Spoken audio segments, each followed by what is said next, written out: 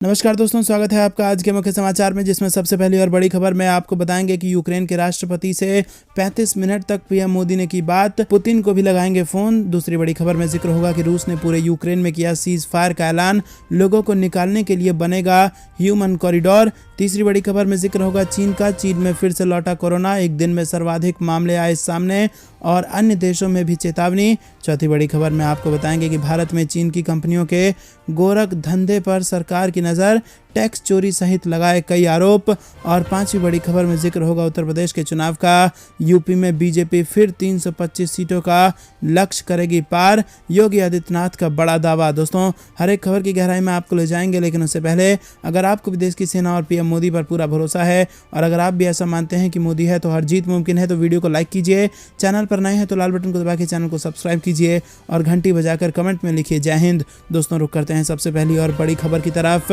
जिसमें आपको बता दें कि यूक्रेन के राष्ट्रपति जेलेंस्की से 35 मिनट तक हुई है पीएम मोदी की बात। जी हां दोस्तों, यूक्रेन और रूस वॉर पर कूटनीतिक गलियारे से बड़ी खबर आ रही है। सरकार के टॉप सूत्रों से मिली जानकारी के मुताबिक रूस यूक्रेन युद्ध के बीच प्रधानमंत्री मोदी ने सुबह यूक्रेन के राष्ट्रपति जेलेंस्की से लंबी बात की। दोनों राष्ट्र अध्यक्षों के बीच लगभग 35 मिनट तक फोन पर बातचीत हुई। पीएम मोदी और राष्ट्रपति जेलेंस्की ने यूक्रेन में पैदा हुई युद्ध की स्थिति पर चर्चा की और इसके अलग अलग आयामों पर विचार किया। सूत्रों से मिली जानकारी के अनुसार प्रधानमंत्री मोदी ने रूस और यूक्रेन के बीच जारी सीधी बातचीत की सराहना की। प्रधानमंत्री मोदी ने यूक्रेन से भारतीय नागरिकों को निकालने में यूक्रेन सरकार द्वारा दी गई सहायता के लिए राष्ट्रपति जेलेंस्की को धन्यवाद दिया।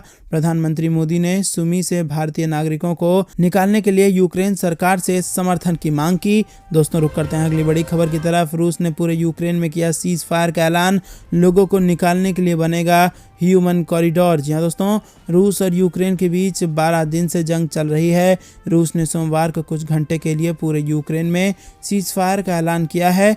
स्पुतनिक की रिपोर्ट के मुताबिक ये सीज फायर 12:30 बजे शुरू हुआ और इस दौरान युद्ध में फंसे लोगों को निकालने के लिए ह्यूमन कॉरिडोर बनाया जाएगा। फ्रांस के राष्ट्रपति इमैनुअल मैक्रों की अपील पर रूस ने सीज फायर का ऐलान किया है। ऐसा दूसरी बार है जब रूस ने यूक्रेन में सीज फायर का ऐलान किया हो। इससे पहले 2 शहरों में 6 घंटे के लिए सीज फायर किया गया था। इस दौरान भारतीय नागरिकों को निकलने के लिए रास्ता दिया गया था। वहीं आपको बता दें कि सीज फायर का ऐलान किया गया है और जानकारी के मुताबिक यूक्रेन के सुमी में 500 से ज़्यादा भारतीय फंसे हुए हैं और वो अभी निकल नहीं पाए हैं। रूस की सेना की तरफ से सीज फायर के ऐलान के बाद यूक्रेन में फंसे नागरिक वहां से निकल पाएंगे। दोस्तों, रुक करते हैं अगली बड़ी खबर की तरफ। चीन में फिर से लौटा कोरोना, एक दिन में सर्वाधिक मामले आए सामने, अन्य देशों में इसको लेकर चेतावनी। जी हां दोस्तों, चीन में कोरोना फिर से वापस लौट आया है और चीनी मीडिया के अनुसार देश में महामारी की शुरुआत में वुहान के प्रकोप के बाद से एक दिन में सर्वाधिक मामले सामने आए हैं।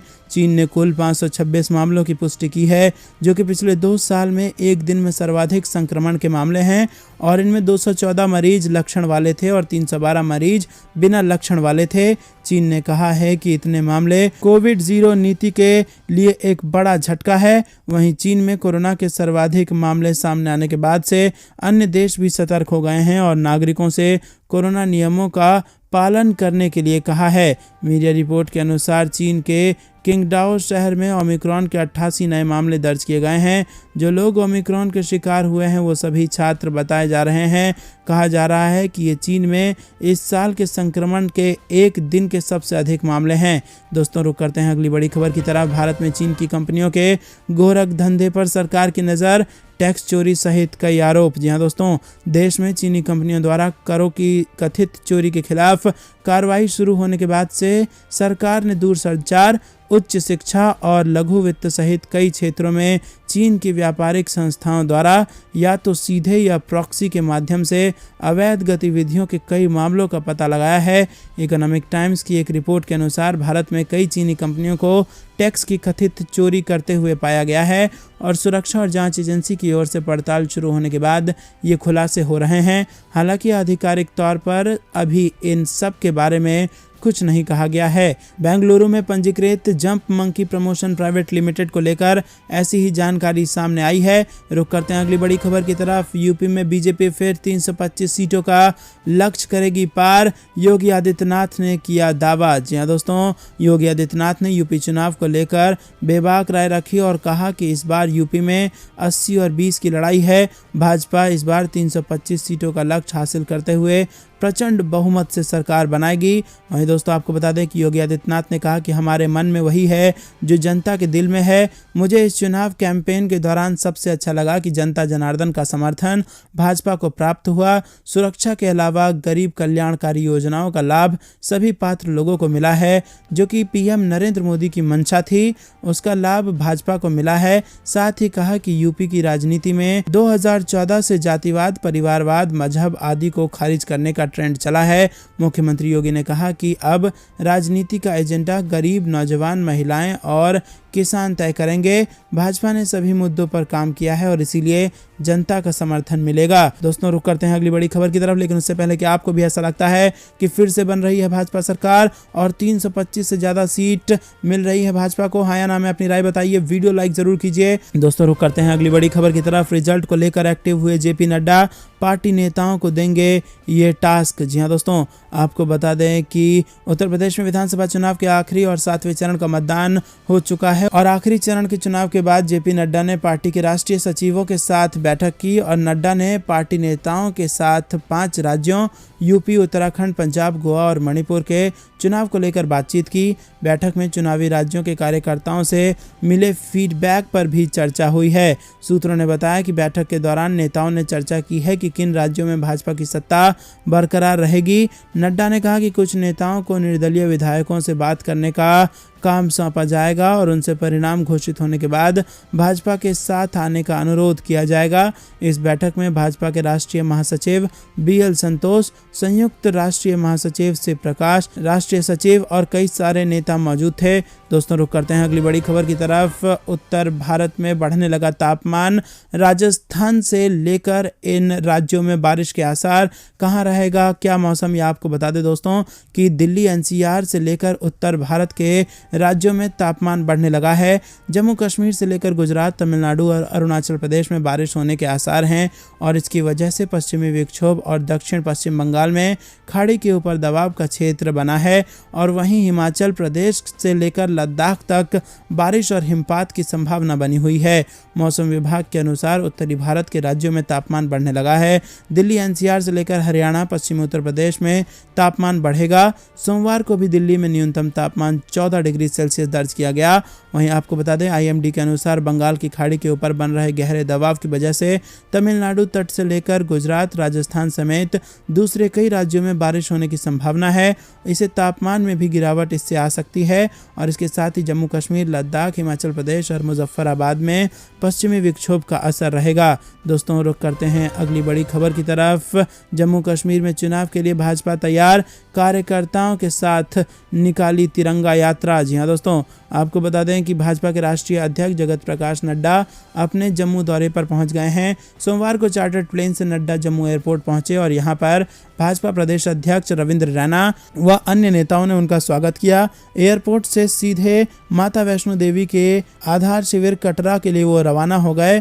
माता रानी के दर्शन करने के बाद वो कटरा स्थित वेलकम होटल में दोपहर 3 से 4 बजे तक नेताओं के साथ बैठक कर चुनावी रणनीति उन्होंने बनाई और नड्डा के स्वागत के लिए भाजयुमो कार्यकर्ता जम्मू एयरपोर्ट से मंडा तक बाइक पर उन्होंने तिरंगा यात्रा निकाली। दोस्तों रुक करते हैं अगली बड़ी खबर की तरफ। विपक्षी पार्टियां सरकार के खिलाफ हुई लामबंद, पाकिस्तानी संसद में अविश्वास प्रस्ताव पेश, चली जाएगी इमरान खान की कुर्सी। जी हाँ दोस्तों, कुर्सी संभालने के बाद से ही लगातार इमरान खान सरकार के लिए सत्ता चलाना कांटों भरा रहा है। सेना के हाथों की कठपुतली पाकिस्तानी सरकार वैसे तो पाई के लिए मोहताज है।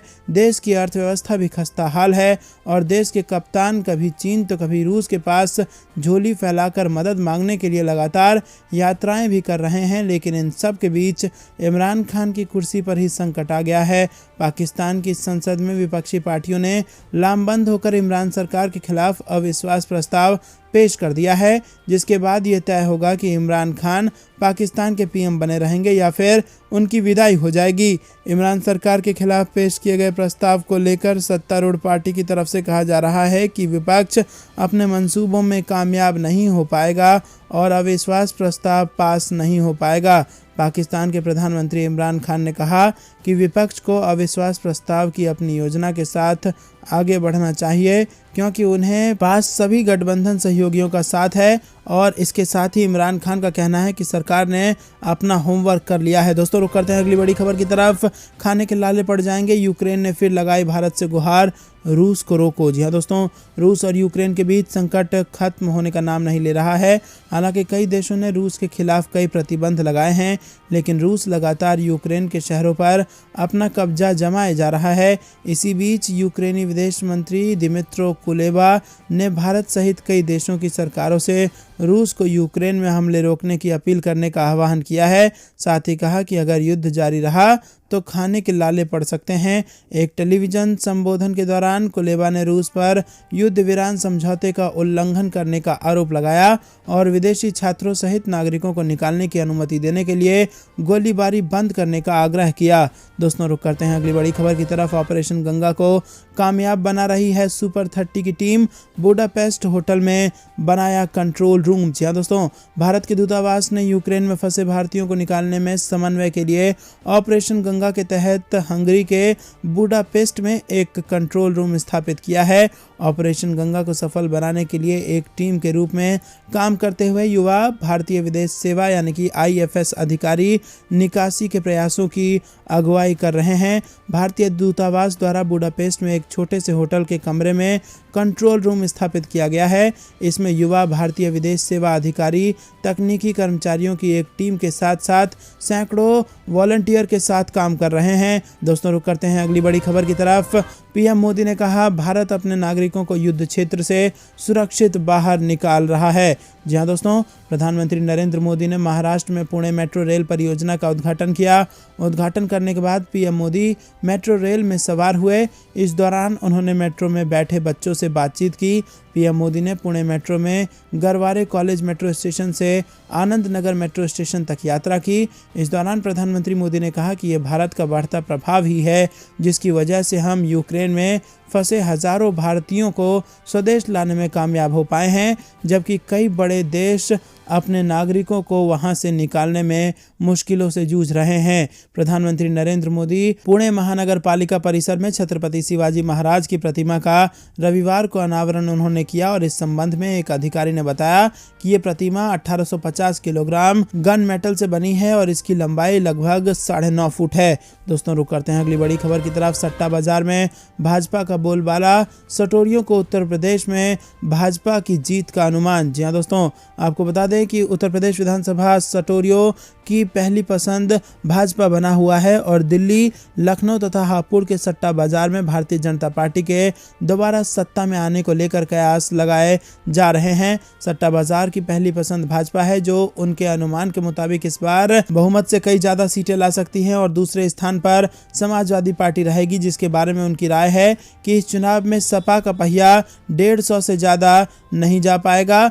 और आपको बता दें कि सटोरियों ने जनवरी में भाजपा के उत्तर प्रदेश में 230 सीट जीतने का अनुमान लगाया था, लेकिन 7 चरण के चुनाव के अंतिम दौर में अब सटोरियों का अनुमान बढ़ गया है और अब भाजपा और ज्यादा प्रचंड बहुमत से जीतने जा रही है। दोस्तों, रुक करते हैं अगली बड़ी खबर की तरफ, लेकिन उससे पहले अगर आपको भी ऐसा लगता है कि बन रही है उत्तर प्रदेश में भाजपा की सरकार, तो वीडियो लाइक करना मत भूलिएगा। मुख्यमंत्री योगी आदित्यनाथ बोले कि यूपी से जातिवाद को खत्म करना है और अब गरीब तय करेगा राजनीति का एजेंडा। उत्तर प्रदेश के मुख्यमंत्री योगी आदित्यनाथ ने विधानसभा चुनाव के अंतिम और 7वें चरण के मतदान से पहले एक खास बातचीत की और इस दौरान योगी आदित्यनाथ ने यूपी में परिवारवाद और जातिवाद से ऊपर उठकर राजनीति करने की बात कही है। मुख्यमंत्री योगी ने कहा कि प्रधानमंत्री नरेंद्र मोदी की कल्याणकारी योजनाओं का लाभ गरीब और पात्र व्यक्ति तक पहुंचा है और उन्होंने कहा कि 2014 के बाद यूपी में जो ट्रेंड चला है वो परिवारवाद की राजनीति को खत्म करना है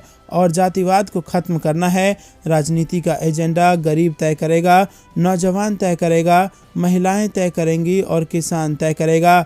भाजपा में जातिवाद और परिवार की राजनीति नहीं होती। भाजपा ने ये किया है, इसीलिए जनता का समर्थन उसे मिला है। यूपी में 80% सीटें भाजपा जीतेगी, 20% में बंटवारा होगा। दोस्तों रुक करते हैं अगली बड़ी खबर की तरफ। यूक्रेन से भारतीयों की वापसी का चुनाव पर कितना असर, अमित शाह ने इसको लेकर दिया जवाब। दोस्तों भारतीय जनता पार्टी के वरिष्ठ नेता और केंद्रीय गृह मंत्री अमित शाह ने शनिवार को दावा किया कि भारत सरकार जनवरी महीने से ही यूक्रेन की स्थिति पर नजर रखे हुए थी और युद्धग्रस्त देश से भारतीयों की सफल निकासी का 5 राज्यों के विधानसभा चुनावों में सकारात्मक असर होगा। भाजपा मुख्यालय में आयोजित संवाददाता सम्मेलन को संबोधित करते हुए अमित शाह ने कहा कि सरकार ने 15 फरवरी को ही यूक्रेन में रह रहे भारतीयों के लिए परामर्श जारी कर दिया था। मालूम हो कि रूस ने 24 फरवरी को यूक्रेन में सैन्य कार्रवाई शुरू कर दी थी। उन्होंने कहा कि सरकार यूक्रेन की स्थिति पर जनवरी महीने से ही नजर रखे हुए है। दोस्तों रुक करते हैं अगली बड़ी खबर की तरफ। 7वें चरण में 54 विधानसभा क्षेत्र में से 28 क्षेत्र संवेदनशील, पैरामिलिट्री फोर्स के साथ सुरक्षा रहेगी चाक चौबंद। जी हाँ दोस्तों, उत्तर प्रदेश विधानसभा चुनाव 2022 में 7वें चरण का मतदान आज सुबह से शुरू हो चुका है और आपको बता दें कि 9 जिलों के 54 विधानसभा क्षेत्र में 28 क्षेत्र संवेदनशील हैं और इसको लेकर निर्वाचन आयोग बेहद सजग तथा सतर्क है। उत्तर प्रदेश विधानसभा चुनाव के अंतिम और 7वें चरण के मतदान को लेकर तैयारियां पूरी तरीके से तय हैं और 7वें चरण में चंदौली के चकिया तथा सोनभद्र के रॉबर्ट्सगंज एवं दुद्धी विधानसभा निर्वाचन क्षेत्र में मतदान 7 बजे से शुरू हुआ और 4 बजे तक चलेगा। दोस्तों रुक करते हैं अगली बड़ी खबर की तरफ जो कि मौसम विभाग से आ रही है। अगले 24 घंटे में देश के कई हिस्सों में भारी बारिश का अलर्ट और पहाड़ों में होगी बर्फबारी। जी हाँ दोस्तों, आपको बता दें भारतीय मौसम विज्ञान विभाग ने तटीय तमिलनाडु, पुडुचेरी और कराईकल और कश्मीर घाटी सहित हिमालयी क्षेत्र के लिए 6 मार्च से 10 मार्च तक बारिश, आंधी और बर्फबारी की चेतावनी जारी की है। आईएमडी ने कहा कि 6 मार्च को तटीय तमिलनाडु, पुडुचेरी और कराईकल में कई स्थानों पर गरज के साथ बारिश होने की संभावना है और साथ ही उत्तरी तटीय क्षेत्रों में अलग अलग स्थानों पर भी भारी बारिश होने का अनुमान है। दोस्तों रुक करते हैं अगली बड़ी खबर की तरफ। युद्ध के बीच पुतिन की चेतावनी, कहा खतरे में यूक्रेन के देश का दर्जा। जी हाँ दोस्तों, रूस के राष्ट्रपति व्लादिमीर पुतिन ने चेतावनी देते हुए कहा कि यूक्रेन का देश का दर्जा खतरे में है।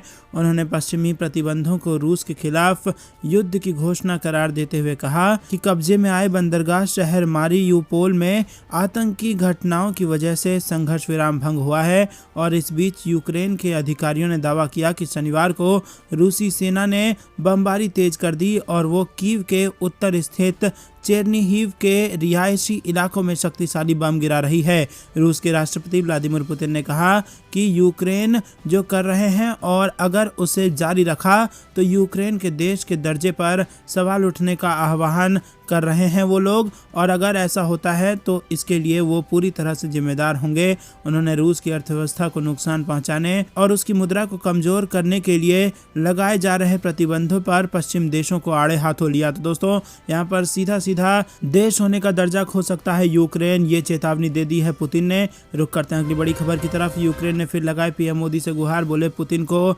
मनाकर युद्ध रोकने में भारत की भी भलाई। जी हाँ दोस्तों, आपको बता दें कि रूस के जोरदार हमलों का सामना कर रहे यूक्रेन के विदेश मंत्री दमत्रो कुलेबा ने एक बार फिर से भारत से मदद की गुहार लगाई है।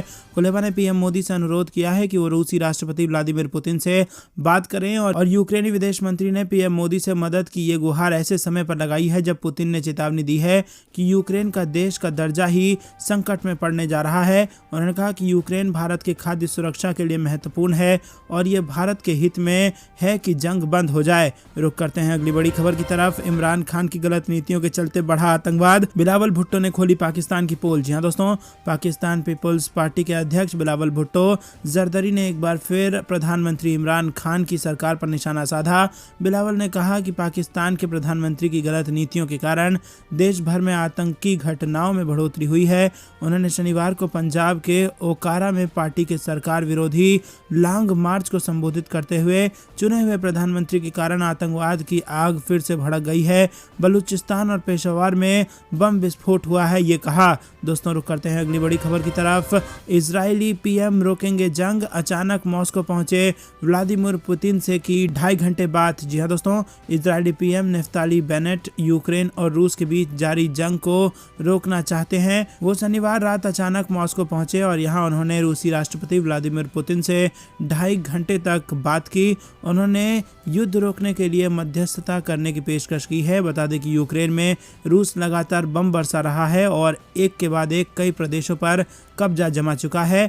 बेनेट नेफ्ताली के कार्यालय ने दोनों नेताओं की रूसी राष्ट्रपति कार्यालय में हुई मुलाकात की पुष्टि की है और ये मुलाकात कुछ दिन पहले दोनों नेताओं के बीच फोन पर भी हुई थी और आपको बता दें कि ये मुलाकात काफ़ी अहम मानी जा रही है। दरअसल इजराइल ने रूस के हमले की निंदा की थी और उसने युद्ध रोकने की अपील की थी। इजराइल को दोनों देशों का करीबी भी माना जाता है।